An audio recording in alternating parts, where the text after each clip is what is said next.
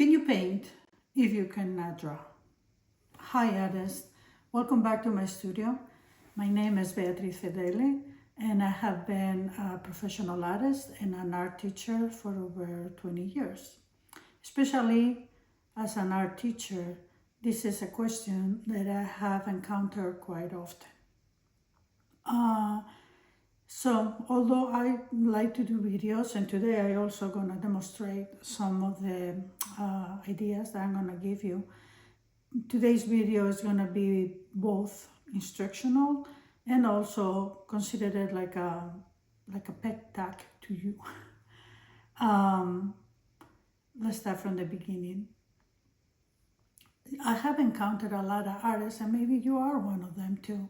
They love color, that they have a keen eye for it, but the drawing skills lack a little. And then they feel intimidating about even started, or they think that that's a stopping point altogether. It is, and this is gonna sound controversial, I'm aware of it. Some people who can draw with their eyes closed, anything and everything that they see, they think that unless you are a good drawer, you are not a good artist. I do not share that opinion. I'm here to tell you that you can learn and be an artist. One thing, I use an analogy, an example that it works really, really good with all my students, and I'm going to share with you, is that of singers.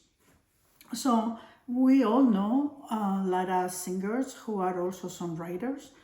They write their own songs and they sing them, and they're great. We all know their songs and the touches, and they bring the message perfect. If we translate that into art, those will be the people who know how to draw and paint, and they have both abilities already developed. But there is also a lot of beautiful, sensitive people who write the songs. The touches are harsh, but they are only writing them because for many reasons they choose not to sing them. Maybe they're scared of being in front of people, they're too shy, maybe they don't have the singing ability, maybe they don't have the desire to do so. But nevertheless, they like to write and they do a great job. Translating that analogy again to the painting, those will be those of you who can do one thing or the other, but not both yet. You're either a great drawer or a painter, but don't have both put together. And thank God, going back to the analogy, we also got the singers, people who have the most beautiful voices. They can sing you the shopping list and it still sounds beautiful, but they don't have the ability to put into words that they are feeling or thinking, and they sing the songs of others. So should the people who write songs don't write them because they're not gonna sing them, or vice versa, the ones who sing them but don't write them, don't even bother because they are not putting their own thoughts on it? I think we will all agree that that will be a great loss to all of us, because singing is an art form. It will be a great loss to us as consumers if they did that.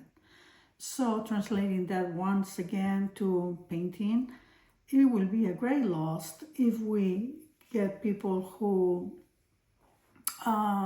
if they are that we see as only those that they can put both of them together, and we'll be missing a lot. The people who don't draw decided that they cannot even paint because they don't have that ability, or the people who have not developed yet the color sense, that they will also decide to stay just with the drawing and nothing else. If we take it from there, I think that, which is truly how I feel, I think that we all can agree that whatever helps us is fair game. Since this video is about how to what can we do if we have not developed our ability to draw yet, but we want to go ahead and get started?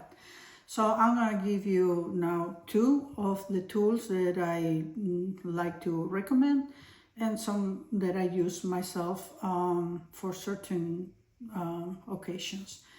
There are many tools on the market if you want to invest and pay for them.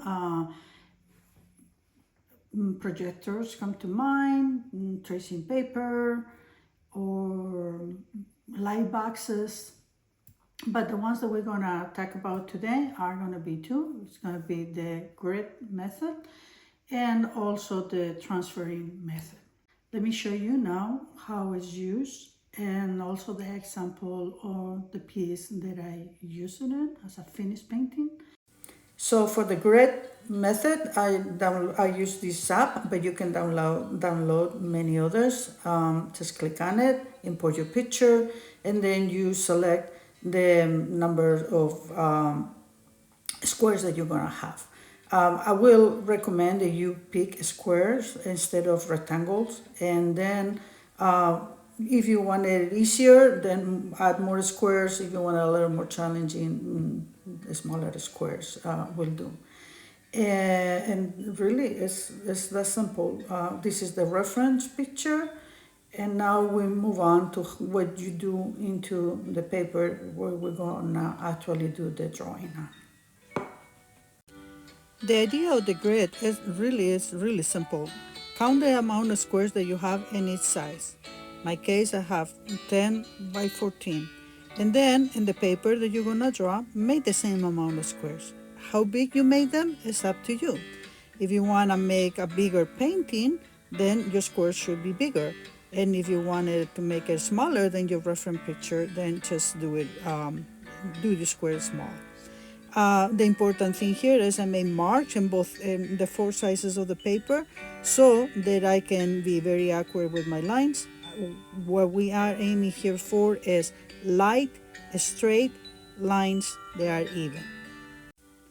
I draw my lines darker so that it will show in the video, but the most important thing here is that you do it light because you're gonna have to erase them. You don't want them to show too much. Now count every square, make sure that you have the same amount of squares on one end than in the other. Grab your reference picture, and now you look at each square individually and draw what it is in each square only.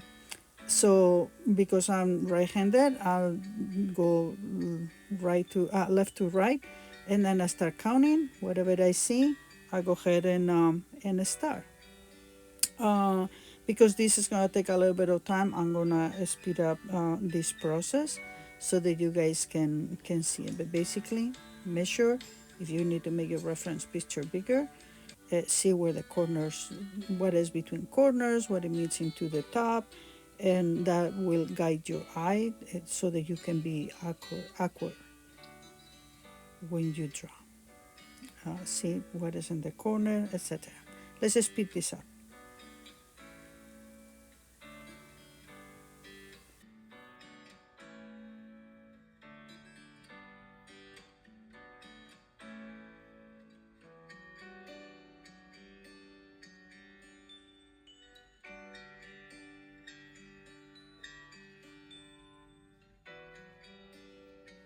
Now we erase the grid, so there our drawing is ready to paint. I still had to erase it there.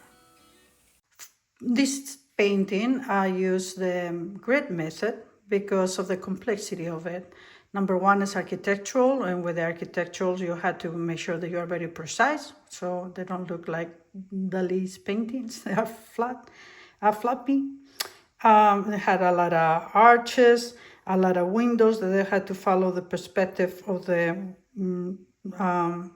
image, and a lot of the roofs. It was very complex, and I knew that if I missed in one area, although the other ones were good, then I needed to do some erasing, and I didn't want it to damage my watercolor paper much. So because of that, what I did is I cut a piece of paper that it was a piece of drawing paper, same size as the watercolor paper that I wanted to use.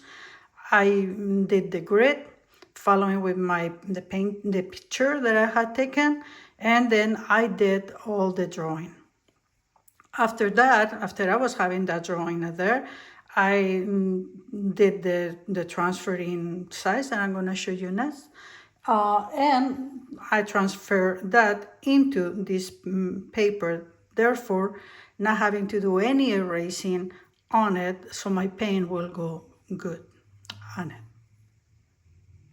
The grid method is a great tool to have, very useful, and it's also one that while it gives us the support of making sure that our proportions are right, it's also developing our eye and hand coordination. We still have to do it, and that is a great way to practice, because drawing is basically that, is eye and hand coordination, learning how to measure, etc.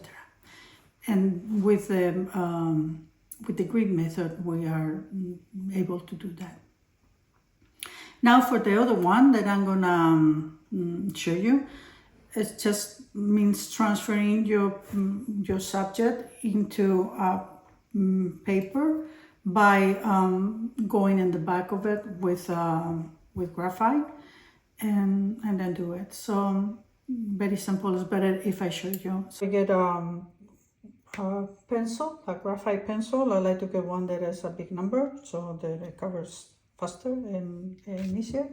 And basically all you do is like flip it over and go over it in the back with this. Let me show you by speeding it up.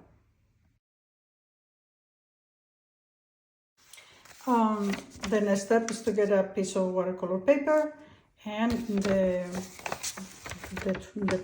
place that we're going to transfer, we're going to put it where we want it to be. And now, just I